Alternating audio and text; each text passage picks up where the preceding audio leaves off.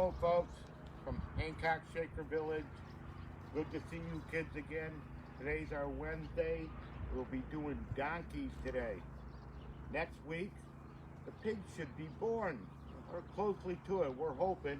And we'll be doing that for our next week live feed. So we hope you enjoy it. Today we have Allison. Last week we had Allison with her poultry, her chicks and her ducks. This week we have her with her two friends, Sadie and Lucas, miniature donkeys, and she's going to tell you about them. Hi guys, welcome back.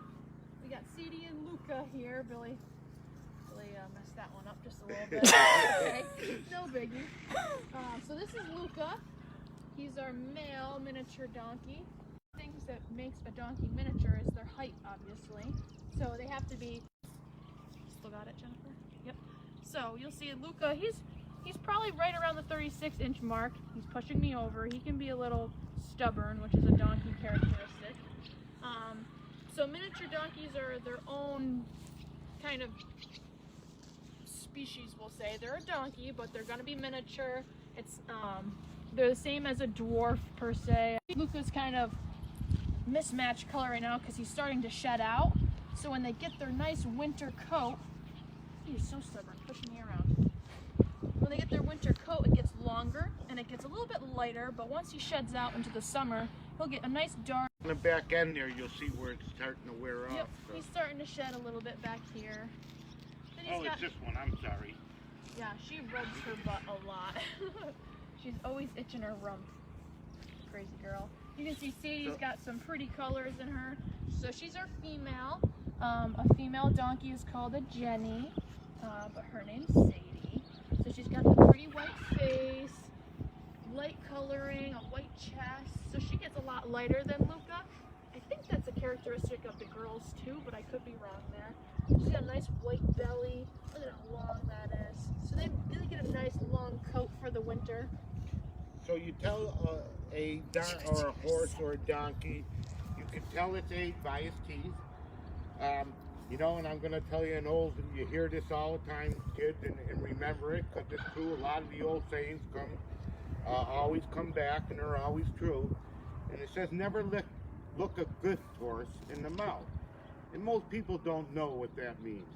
Well, in the early days, 1700s, 1600s, the most important thing you had was your horse, or your mule, or your donkey. Well, when somebody gave you a horse, mule, or donkey, the only way you could tell how old, if you did that, it was kind of an insult, because that's the most important thing somebody could give you in the time. And why, if somebody was giving you an animal that was valuable, would you even care how old it was? So, that's one of the old sayings that comes true. Allison, tell them about the X, which I think is fascinating. So the cross on their back. I'm having trouble with the Wi-Fi. So you can see Luca's got the cross on his back here. So we got the cross across the shoulders and then the stripe down the wither of the back. Actually, the wither's up here. So there's a biblical story that comes along with that. When, you know, the donkey was very close to Jesus. When he went to, they brought him to Jerusalem. When he went to be crucified, the donkey turned its back to Jesus when he was on the cross. He was very sad because he was so close to him. And the cross was the shadow on his back. So the story goes that the cross stays with the donkey, and it shows how close and near and dear the animals were to Jesus. And we take that with us too, because our animals should be cared for and we appreciate them greatly. And these guys here, you know, they don't do a whole lot for us. They're here and enjoying their life, and we still let them be. So that's a great story that comes with the donkeys. Another thing with that, they're a Mediterranean donkey, which have the cross. They're from Sicily, so that little island on the tip of Italy. So they came to the United States around the 1920s, and that's when they kind of, you know, became a little domesticated and became pets and whatnot. When they were in Europe, they were hardworking. They're still hardworking animals here in the U.S., but a lot of us like pets. People might push them a little bit, and they might push themselves a bit, but you don't want to overdo it with any animal that's working for you. So their main purpose is to work. They can pull carts, you know, put backpacks, put lumber and firewood on their backs to be carried up the mountains.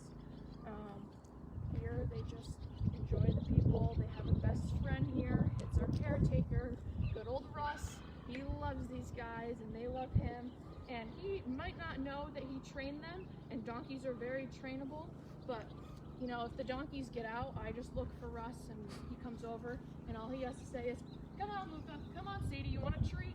And their ears perk up, they follow him, and they go right back in the pasture. So they can be very compassionate and smart animals, and Luca may push me around a lot. Well, he knows that, you know, I'm just gonna push her. She's my friend, but she's really bugging me with this. So they, Tell them about the work you have to do on their feet. right, so donkeys, like horses and any other animal that has a hoof, they have to be taken care of, trimmed and filed, just like we trim and file our nails. So if you want me to come closer? We'll see if this will work. So you got his hoof here. There's some poop in there, I guess. But you got to trim around the edge and file it down so it's nice and soft. The donkeys don't, you know, their hooves don't grow as quick as a horse might, so they can go a little bit longer.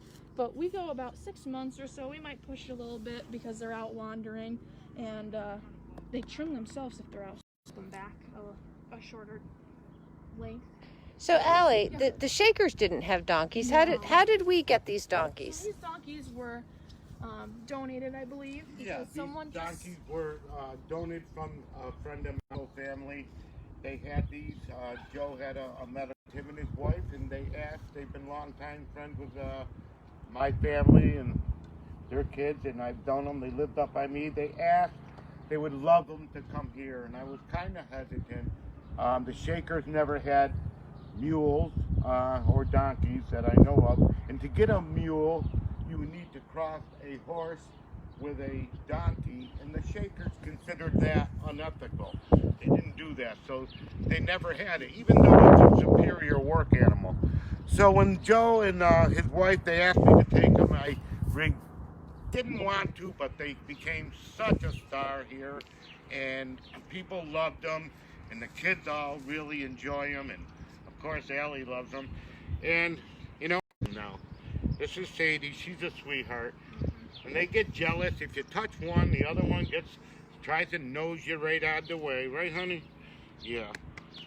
So Luca's not always as sweet as Sadie, so that comes along with his instincts as a male.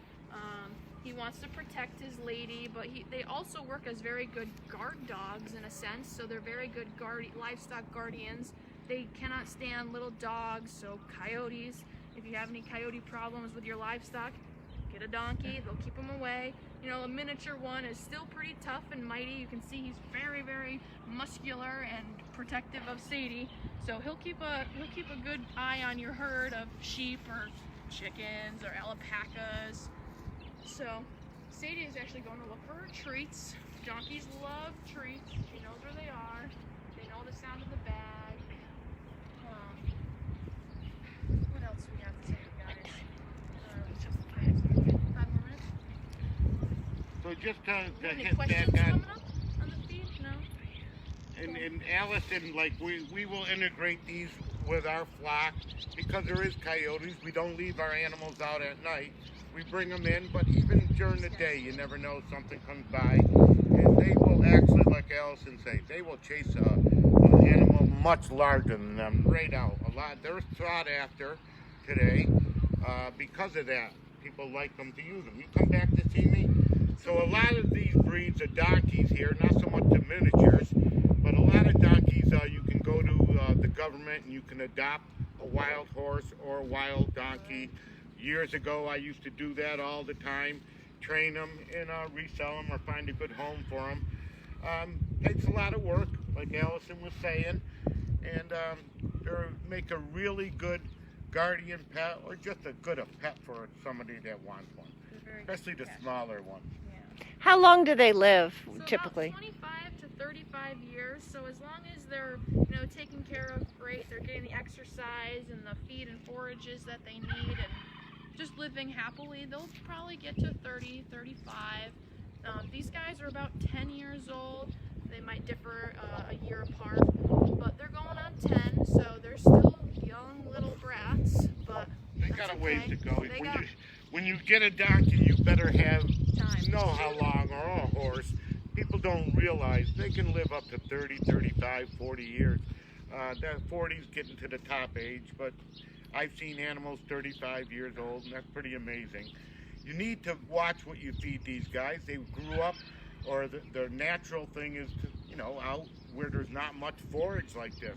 So you have to try to keep them from eating a little too much. You don't want them to get too fat. That affects their liver and different things. So we watch what they eat. They like coarse, very coarse hay. Of course, that's better for them, but they also love that beautiful green grass that they're chewing on right at this Green moment. grass is nice Today, and sweet. yeah.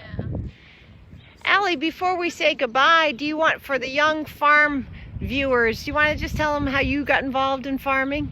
Sure, yeah, I'd love to. So, my background is with horses. My family had horses growing up. We do pony rides at Hancock Sugar Village and at Whitney's Farm back in the days, and we do birthday parties. So I grew up around horses. I really wanted to get into more of an agricultural background. I didn't think that horses were farming, they were just pets. So I took a cultural school called Smith Folk in Northampton, Mass. From there I just, developed into a very passionate farm girl, I guess you'll say, and I took any experience I could with me, and now I have a lot of background in all sorts of animals and tractor driving and maintenance and all that good stuff. So I'm happy doing what I love, and we're glad you're educating here. People. Get your butt away from Jennifer. I'm Jenny. Jenny, yeah. So folks, thank you so much for showing up again. And thank you, Allison. You did a great job, and I'm very fortunate to have her here. She does have a lot of different experience at a young age. Thank you, folks. Next week we'll be doing the pigs, like I said. Hopefully they come in. Have a good day.